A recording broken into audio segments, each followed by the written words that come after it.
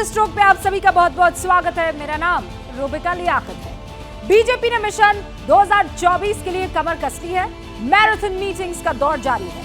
पटना में mission opposition के लिए तेजस्वी ने नीतीश के प्रोजेक्ट को शुरू कर दिया है, उस पर काम करना। लेकिन महाराष्ट्र में कोल्हापुर हिंसा को लेकर सियासी खींचतान बहुत तेज हो चुकी है और इस सियासी वार पलटवार में अब हैदराबाद के भाईजान यानी असद ओवैसी की एंट्री हो गई है। औरंगजेब की औलाद वाले देवेंद्र फडणवीस के बयान पर ओवैसी का पलटवार। भाईजान ने हैदराबाद से 24 के चुनाव वाली कैसी पिक्चर दिखाई है, आज मास्टर स्ट्रोक की कवर स्टोरी से इसी पॉलिटिकल अपडेट से शुरुआत।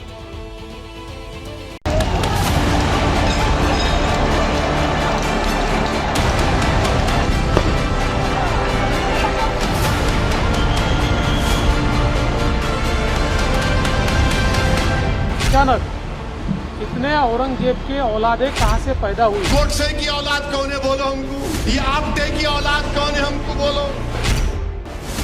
मौका मजलिस के फाउंडेशन डे का था। प्रोग्राम हैदराबाद में था। सामने भीड़ थी और माइक पर गूंजने वाली आवाज भाईजान की थी। बात निकली तो दूर तलक गई। ओवैसी ने कोल्हापुर हिंसा वाली फाइल पर नफरत की जिल चढ़ाना शुरू कर दिया। औरंगजेब की औलाद का जवाब गोडसे और आपटे की औलाद से दे दिया। ये आपटे की औलाद कौन है हमको बोलो। महाराष्ट्र में अचानक कुछ जिलों में औरंगजेब की औलादे पैदा हुई है, जो औरंगजेब का फोटो दिखाते हैं, औरंगजेब का स्टेटस रखते हैं। सवाल ये उठता है कि अचानक इतने औरंगजेब के औलादे कहां से पैदा हुई, इसके पीछे कौन है? होम मिनिस्टर देवेंद्र फडणवीस बोले ये औरंगजेब की औलाद। कौन किसकी औलाद है आपको मालूम? मेरे को नहीं मालूम था, इतने एक्सपर्ट है आप। तो फिर ये गोडसे की औलाद कौन है बोलो हमको, ये आपटे की औलाद कौन है हमको बोलो। तो फिर ये गोडसे की औलाद। ओवैसी ने गोडसे की औलाद का जिक्र क्यों किया, ये भी समझने की जरूरत है, क्योंकि ये बयान उत्तराखंड के पूर्व सीएम त्रिवेंद्र सिंह रावत के उस बयान से जोड़कर देखा जा रहा है जिसे कांग्रेस ने अपने ट्विटर हैंडल से भी ट्वीट किया। त्रिवेंद्र सिंह रावत ने इस बयान में राहुल पर हमला करते हुए गोडसे को देशभक्त बताया था। नाथूराम गोडसे एक देशभक्त थे, उनकी देशभक्ति पर संदेह नहीं किया जा सकता है। लेकिन राहुल गांधी कौन सा गांधीवाद पर चल रहे हैं? गांधी जी ने जो स्वदेशी की बात करी, ये कौन से स्वदेशी की बात कर रहे हैं? बस यहीं से ओवैसी ने गोडसे वाली लाइन उठा ली।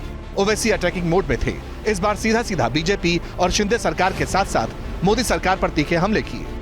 भाईजान ने कह दिया कि कुछ लोगों को अगर औरंगजेब और टीपू सुल्तान के नाम से तकलीफ है तो फिर सरकार को यह आदेश जारी कर देना चाहिए कि कोई भी शख्स औरंगजेब से लेकर बाबर और जहांगीर जैसे नाम नहीं रखेगा।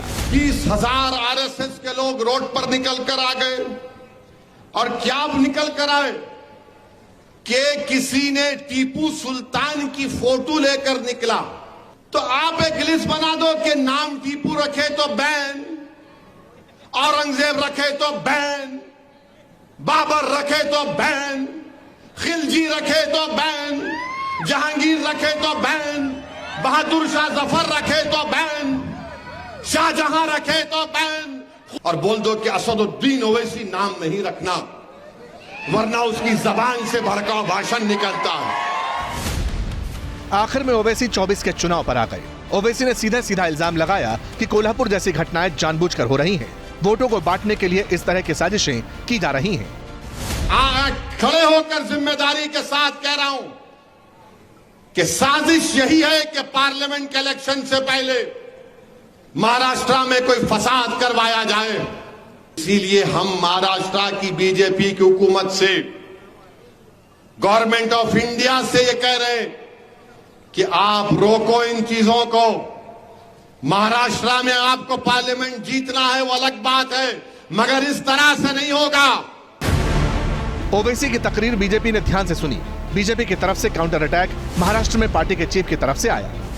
ये जब बयान देते हैं उसके बाद दंगा होता है। औरंगजेब को देवता मानकर जो लोग, जो समुदाय, जो लोग, कुछ लोग ऐसे पूरा महाराष्ट्र अशांत करना चाहते। ओवैसी इस प्रकार से महाराष्ट्र के इस विकृत लोगों को अगर समर्थन करते हैं, जो औरंगजेब का फोटो लेकर घूमते हैं, उनके अगर समर्थन में ओवैसी है तो ओवैसी भी गुनहगार है। स्वयं चिंतन करें कि भारत का दुश्मन मुल्क पाकिस्तान के टुकड़ों पर कौन पल रहा है।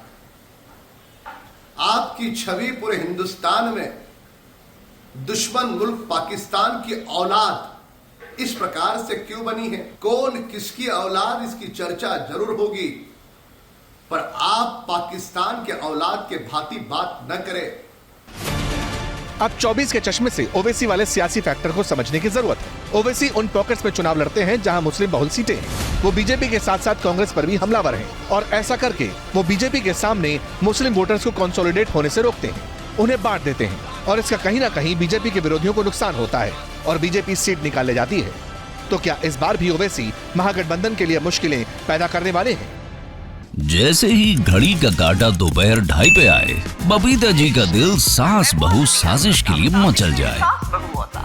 और ये है इनकी बहू, पूरे दिन ऑफिस की टेंशन हो जाए गॉन जब ये करें अपना फेवरेट शो फ्री टाइम पे ऑन। इनकी तरह आप भी देखिए अपना फेवरेट शो अपने टाइम पर और डाउनलोड कीजिए एबीपी लाइव ऐप अपने स्मार्ट टीवी पर।